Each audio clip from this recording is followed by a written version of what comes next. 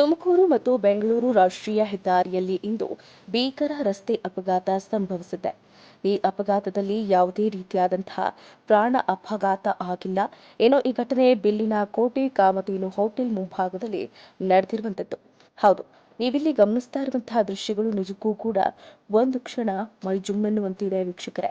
ತುಮಕೂರು ಮಾರ್ಗವಾಗಿ ಬೆಂಗಳೂರು ಕಡೆಗೆ ರಭಸವಾಗಿ ಚಲಿಸ್ತಾ ಇದ್ದ ಬಸ್ ಅದೇ ರಸ್ತೆಯಲ್ಲಿ ಹೋಗ್ತಾ ಇದ್ದ ಟ್ರ್ಯಾಕ್ಟರ್ನ ಹಿಂಬದಿಯ ಜಾಗಕ್ಕೆ ಡಿಕ್ಕಿ ಹೊಡೆದ ಪರಿಣಾಮ ಟ್ರ್ಯಾಕ್ಟರ್ನ ಹಿಂಬದಿ ಕಂಪ್ಲೀಟ್ಲಿ ಜಖಂ ಆಗಿರುವಂತದ್ದು. ರಸ್ತೆಯ ಡಿವೈಡರ್ ಮೇಲೆ ಬಿದ್ದಿದ್ದು ಚಾಲಕನಿಗೆ ಸಣ್ಣ ಪುಟ್ಟ ಗಾಯಗಳಾಗಿವೆ. ಆದರೆ ಯಾವುದೇ ರೀತಿಯಾದಂತಹ ಪ್ರಾಣ ಅಪಾಯ ಸಂಭವಿಸಿಲ್ಲ.